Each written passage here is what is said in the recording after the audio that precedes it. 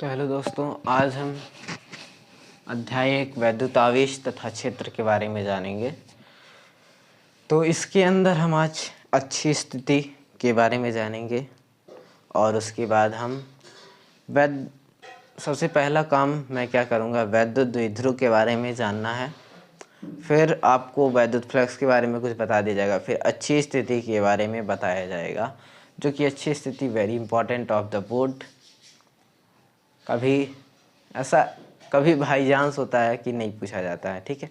और जिस सेट में इस वर्ष नहीं पूछा गया, 2023-24 के छात्र के अवश्य पूछा जाएगा। उस क्वेश्चन को कहा जाता है कि अच्छी स्थिति और निरक्षी स्थिति पूरे बुक में आपको फर्स्ट फिजिक्स में अच्छी स्थिति निरक्षी स्थिति 3 चैप्टर में है और कुल मिला के 6 हो जाते हैं, अच्छी और निरक्षी। और उसमें से आपका एक अवश्य देता है, लेकिन बायद कभी काल ऐसा होता है कि कोई 6 में से 6 नहीं देता है, ठीक है। तो ऐसा बहुत ही देखा जाता है, कंडीशन होते हैं उसमें। तो इसलिए आपको प्रिपरेशन बढ़िया होना चाहिए। आप एक बार इसको भी जानिएगा, क्योंकि इसमें बहुत ही इम्पॉर्टेंट चीज़ें रहती हैं। अच्छी स्थिति निरक्षी स्थिति, इस सब के लिए आपको जानना ज़रूरी है, वरना जानते ही हैं। तो आज हम जानेंगे वैद्युत द्विध्रुव। वैद्युत द्विध्रुव के बारे में आज जानेंगे। तो वैद्युत द्विध्रुव की परिभाषा यहाँ पे आपको दिख रही होगी। यदि आपको नहीं दिख रही तो एक बार देख लीजिए, दिखेगी, ज़रूर दिखेगी। हम जानेंगे वैद्युत द्विध्रुव के बारे में, वहाँ पे आपको परिभाषा शो हो रही होगी, बट मैं यहाँ पे लिख देता हूँ वैद्युत द्विध्रुव। वैद्युत द्विध्रुव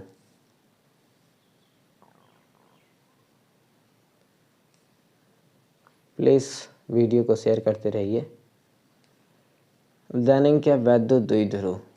वैद्युत द्विध्रुव के बारे में यदि हम जानना स्टार्ट करें तो एक आपको सिंपल सा एक यहाँ पे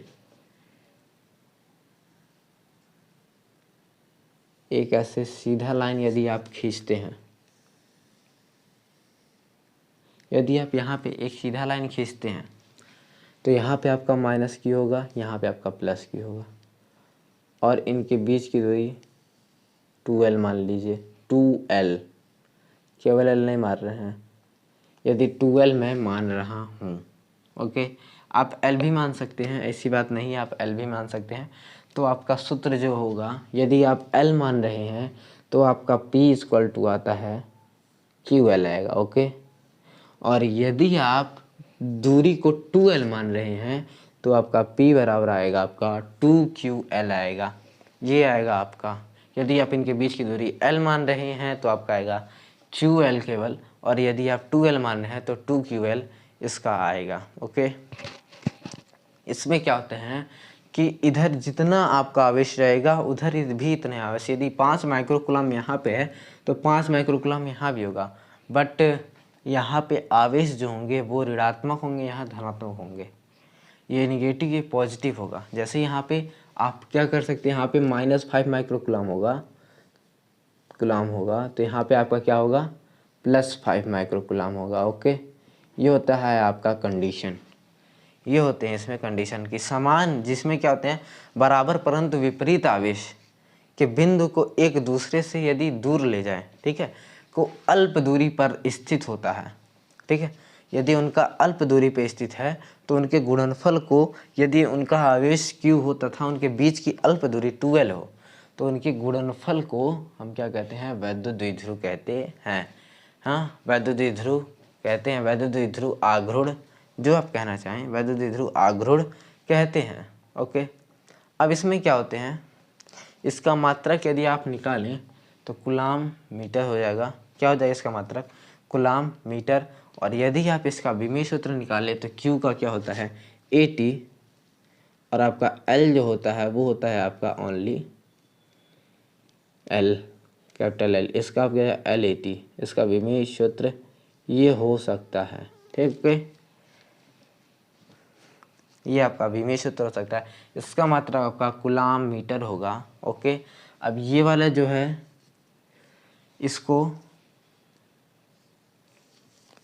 आप क्या कर सकते हैं, P बराबर आपका होता है 2QL। यदि आपको क्वेश्चन कह दिया, क्वेश्चन यदि कह दिया आपके पास कि आपके पास 2 आवेश दिए हों, यदि मान लीजिए एक हो आपका प्लस, आपके यदि वहाँ पे क्वेश्चन दिया हो कि +5 माइक्रोकूलम एंड -5 माइक्रोकूलम और उनके बीच की दूरी 10 सेंटीमीटर दी हो।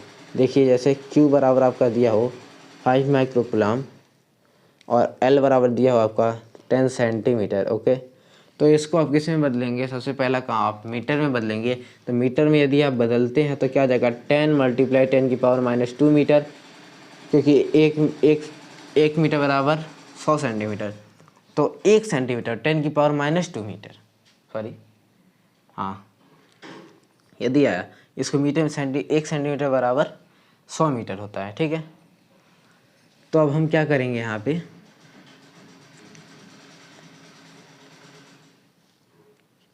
इसको जब मैं तोड़ूंगा तो ये आपका हो जाएगा 10⁻⁻1 मीटर।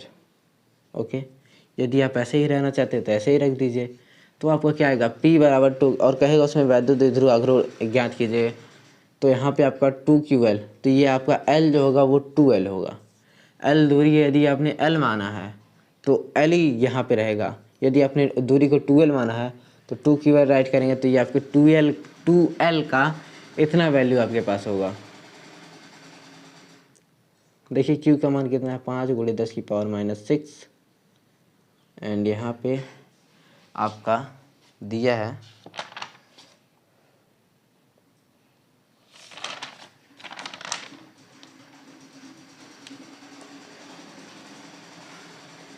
10 × 10⁻²।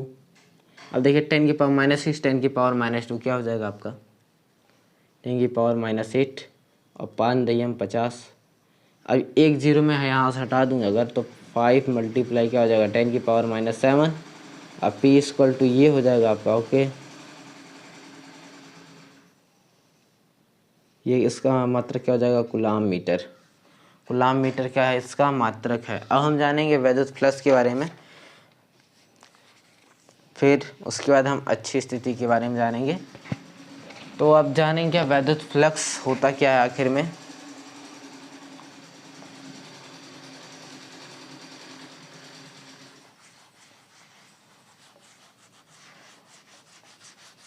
वैद्युत फ्लक्स होता क्या है,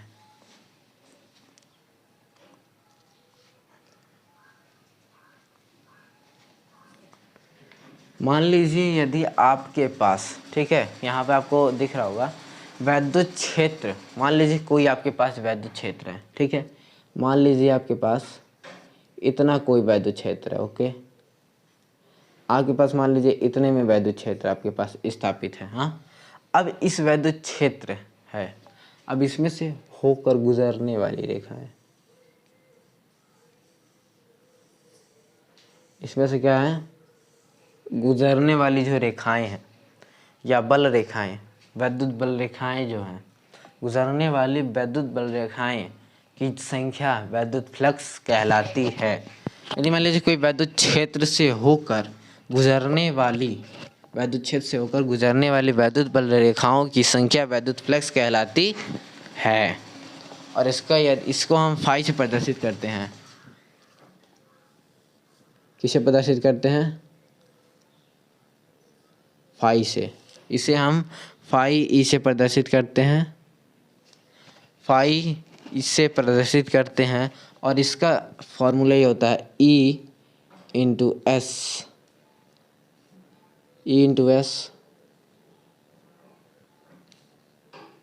cos theta, E × S cos theta.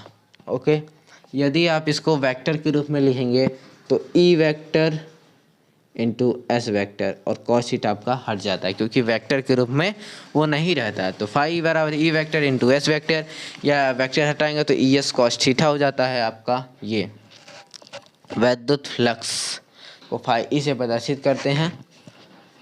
अब देखिए जैसे इसमें ये होता है कि इतना छोटा सा आपका क्षेत्रफल हो जैसा S, और उसमें से गुजरने वाली रेखाएं हों, वैद्युत क्षेत्र की तीव्रता मतलब E। ओके, तो ये हो जाएगा आपका, इसमें से होकर गुजरने वाली वैद्युत बल रेखाओं की संख्या क्या कहलाती है? वैद्युत फ्लक्स कहलाती है। ओके, अब हम नेक्स्ट आपको बताते हैं। इसके बाद हम चलते हैं अच्छी स्थिति पे। इसमें यदि आपके पास न्यूमेरिकल आए, ओके, यदि आपके पास दी रहे वैद्युत क्षेत्र की तीव्रता आपको दिया रहे, तो आपको सिंपल से क्या करना है, यदि आपके पास वैद्युत क्षेत्र की तीव्रता दी है और एस दिया हुआ है आपका कितना मीटर स्क्वायर है, और आपके पास थीटा की वैल्यू दी रहे, तो क्या करेंगे? तो यदि मान लीजिए आपके पास थीटा की वैल्यू आपके पास 45 दी हो और यहाँ पे ई का मान हो आपका 15 न्यूटन प्रति मीटर, न्यूटन प्रति कुलाम, हाँ सॉरी, न्यूटन प्रति कुलाम। और इसके बाद आपका दिया रहे एस की वैल्यू आपको 4 मीटर स्क्वायर, इतना दिया हो। 4 सेंटीमीटर स्क्वायर करिए, 4 सेंटीमीटर स्क्वायर करेंगे तो आपका आ जाएगा 4 मल्टीप्लाई 10 की पावर, ये करिए 1 सेंटीमीटर स्क्वायर, तो 1 मल्टीप्लाई 10 की पावर -4 मीटर स्क्वायर हो जाएगा आपका। ओके, अब हम क्या करेंगे, यहाँ पे फाई ई की वैल्यू यदि मैं फाइंड आउट करूँ, फाई ई इक्वल टू क्या हो जाएगा आपका 15 मल्टीप्लाई 10 की पावर -4 मल्टीप्लाई 1/2 कर देंगे तो क्या आ जाएगा 7.5 मल्टीप्लाई 10 की पावर -4। ओके, ये क्या हो जाएगा आपका वैद्युत फ्लक्स हो जाएगा। और रही बात कि इसको मैंने जैसे ही लिखा, तो आपको यहाँ पे आपका मात्रक होना बहुत ज़रूरी है। क्या कर सकते हैं यहाँ पे, यदि देखा जाए तो ई की वैल्यू आपकी क्या होती है, न्यूटन प्रति मीटर होता है कि नहीं, होता है, और इनटू एस का बात किया न्यूटन प्रति कूलाम, सॉरी यार, न्यूटन प्रति कूलाम, यदि एस की वैल्यू देखी जाए तो मीटर स्क्वायर। आप इस तरह हैं इसका मात्रक लिख सकते हैं, न्यूटन मीटर स्क्वायर प्रति कूलाम, ऐसा आप लिख सकते हैं इसका मात्रक। बहुत ही इजी तरीके से बताया गया है, न्यूटन मीटर स्क्वायर प्रति कूलाम इसका मात्रक हो जाएगा। फाई की वैल्यू आपकी आ गई। तो अब हम चलते कहाँ हैं, बस यहीं कहीं अच्छी स्थिति पे। वैद्युत द्विध्रुव के कारण, जैसा कि मैंने वैद्युत द्विध्रुव के बारे में बताया, उसमें होता है P/2QL, तो उसका ज़रूरत इस फार्मूले को सिद्ध करने में लगता है, प्रूफ करने में लगता है। इस वजह से आपको वैद्युत द्विध्रुव के बारे में बताया गया सबसे पहले, देन उसके बाद आपको अच्छी स्थिति के बारे में बताया जाता है।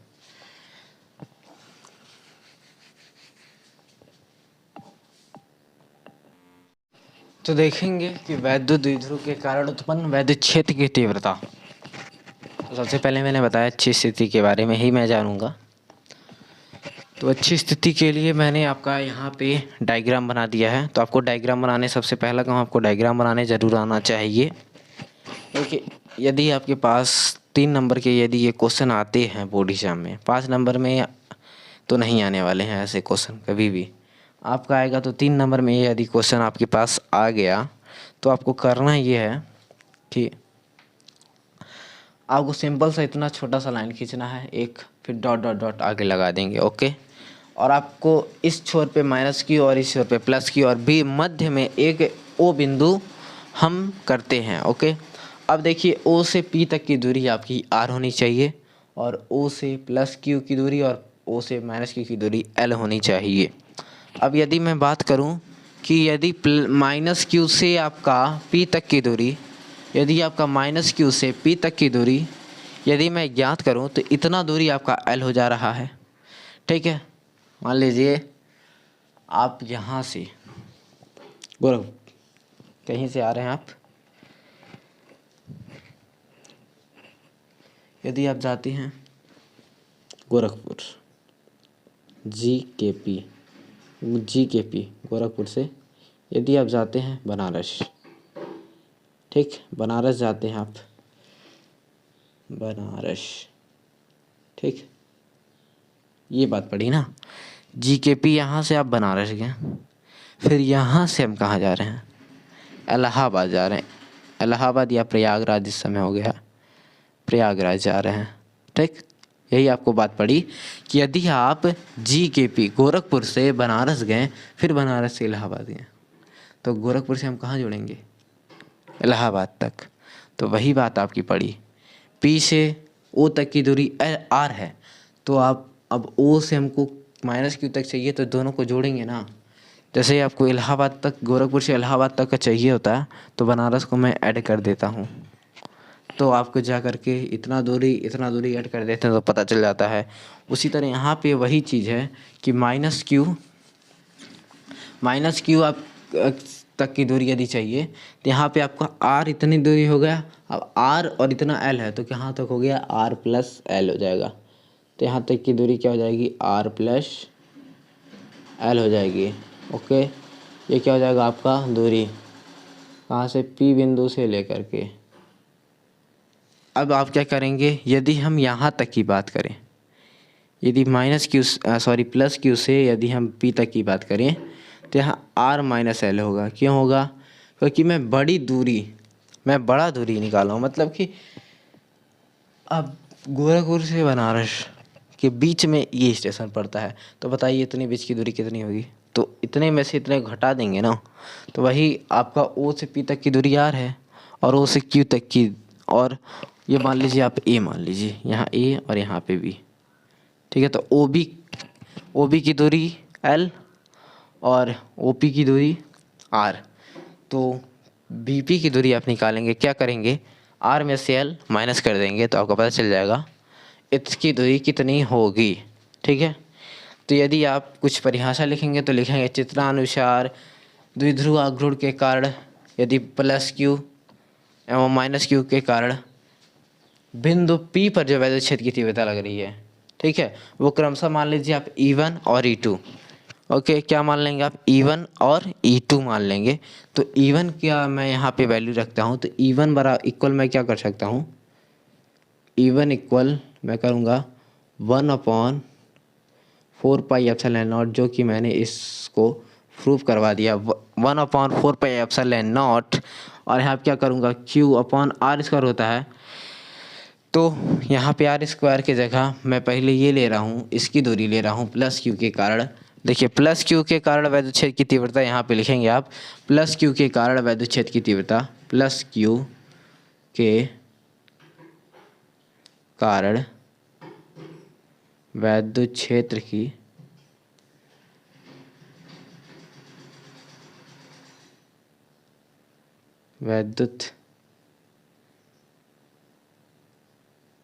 क्षेत्र की तीव्रता।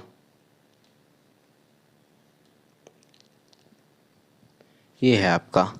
तो E बराबर हम क्या मानेंगे? 1/4πε0 Q/R माइनस L का स्क्वायर, R माइनस L का स्क्वायर, और E2 का भी मानेंगे हम, क्या E2 को भी हम यहाँ पे राइट कर देते हैं। E2 equal 1/4πε0 Q/R plus L का स्क्वायर। अब देखिए क्या हो जाएगा? -Q के कारण, ये था आपका -Q के कारण, क्या -Q के इसके कारण वैद्युत क्षेत्र की तीव्रता, यहाँ लिख देंगे वैद्युत क्षेत्र की तीव्रता। अब देखिए E1 निकल गया आपका, E2 भी आ गया। अब E1 E2 आने के बाद हम क्या करेंगे? इन दोनों को माइनस करते हैं। यदि मैं परिणामी निकालूं, परिणामी वैद्युत क्षेत्र की तीव्रता, मतलब परिणामी E यदि मैं राइट करता हूँ, क्या हो जाएगा? E1 माइनस E2 कर देता हूँ, E1 माइनस E2 कर दूँ, तो आपका आएगा 1/4πε0 इंटू Q/R माइनस L का स्क्वायर माइनस 1/4πε0 Q/R प्लस का L का होल स्क्वायर। अब यहाँ से हम Q upon 4 pi epsilon not को क्या ले लेते हैं, कॉमन ले लेते हैं, तो बचता क्या है यहाँ पर 1 अपॉन आर माइनस एल का square minus 1 upon r plus का एल स्क्वायर होल स्क्वायर है। देखिए क्यू अब 4 पाई एप्सिलॉन नॉट मिल रहा था, इस वजह से मैंने क्या ले लिया, इसको कॉमन ले लिया। अब इसके बाद हम क्या करेंगे, इसके आगे हम सॉल्व करने के लिए मैं कर क्या सकता हूँ,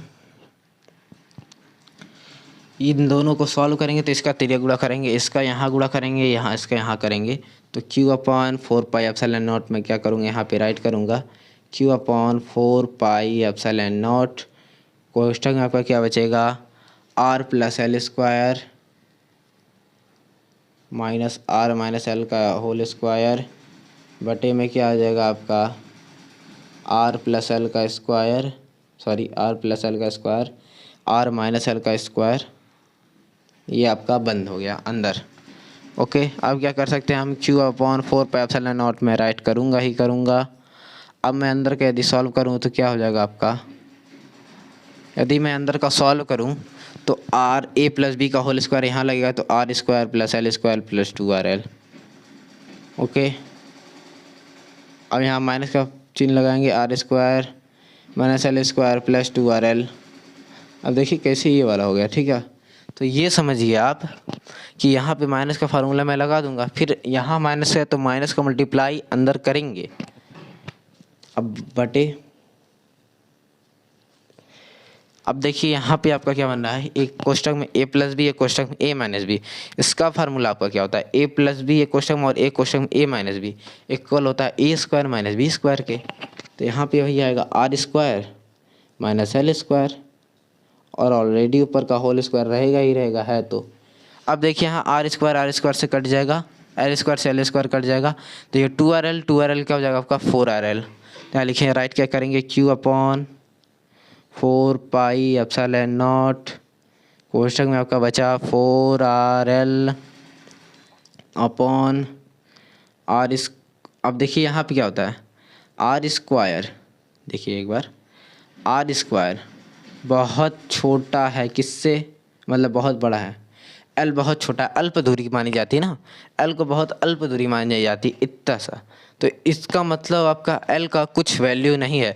अब आप कहें कि यहाँ से वहाँ तक की दूरी 1 मिमी है, तो कहाँ ज़्यादा होगा, 1 मिमी का मतलब क्या, अल्प दूरी ख़त्म। 1 मिमी मतलब बहुत ही कम, इतना सा होगा बस। तो इस वजह से यहाँ पे एल स्क्वायर बहुत छोटा हो जाता है, इसलिए हम एल को क्या मान लेते हैं नगण्य। तो यहाँ आर स्क्वायर की पावर स्क्वायर होता है, तो आर पर 4 आ जाता है। ओके, अब देखिए एक आर से एक आर कट जाता है, क्या होता है एक आर से एक आर कट जाता है। अब जब एक आर से एक आर कट गया तो देखिए यहाँ पे क्या हो जाता है, एल तो रहेगा ही रहेगा। अब 2 दूनी 4 होता है कि नहीं होता है, 2 दूनी 4 होता है ना। अब देखिए क्यू यहाँ पे आ जाएगा, यहाँ 1/4 पे एप्सिलॉन नॉट मैं राइट कर देता हूँ। अब देखिए क्यू यहाँ पे आ जाता है, और यहाँ पे अब आपका 2 दूनी 4, 2 × 2 में मैं इसको क्या कर देता हूँ डिवाइड कर देता हूँ, और अपॉन में आर पर क्यू आ जाएगा, क्योंकि आर पर 4 था, एक आर से एक आर ऊपर नीचे कट गया तो आर पे क्यू आ गया। अब हम क्या करेंगे, इसको मैं इधर राइट कर देता हूँ। अब क्या करेंगे हम कि 2QL वैद्युत द्विध्रुव का फार्मूला होता है, क्या होता है वो P के इक्वल होता है, तो 1/4 पाई epsilon not into 2P upon RQ। ये हो गया आपका सिद्ध, E की वैल्यू आपकी यहाँ से फाइंड आउट हो गई। ओके, तो अब आप बताइए इसमें क्या नहीं समझ में आया। पूरा एकदम इजी कॉन्सेप्ट था, मैंने इवन किया E2 किया, फिर दोनों को माइनस कर दिया, दोनों को माइनस कर रहे हैं, जितना शुद्ध लग रहा था मैंने लगा दिया, आंसर आ गया। ठीक, ओके। तो आज यहीं पे क्लास समाप्त होती है, और ये ध्यान दीजिएगा कि अच्छी स्थिति को अनुदैर्घ्य स्थिति भी कहते हैं, अच्छी स्थिति को अनुदैर्घ्य स्थिति भी कहते हैं। ऐसे यदि क्वेश्चन पूछा अनुदैर्घ्य स्थिति, तो घबराने की बात नहीं है, वो अच्छी स्थिति ही होती है, उसको अनुदैर्घ्य कहा जाता है, और जो निरक्षी होती है उसके लिए अनुप्रस्थ कहा जाता है। ठीक है, और इतनी मेन में जो पॉइंट बीच में बताई जाती हैं वो आप लोग ध्यान से सुना करिए। इसीलिए वीडियो को स्किप करके नहीं देखना चाहिए, पूरा ऑल टू ऑल देखिए वीडियो को। इसके यदि इसी शॉर्ट लेना तो ले सकते हैं। यहाँ पे है माइनस क्यू के कारण वैध छेद की तीव्रता, और ये मैंने सिद्ध कर दिया। तो मिलते हैं अगले वीडियो में, और वीडियो को शेयर करिए, लाइक करिए, और पहली बार देख रहे हैं तो चैनल को सब्सक्राइब करिए। Thank you for watching. तब तक के लिए जय हिंद, जय भारत।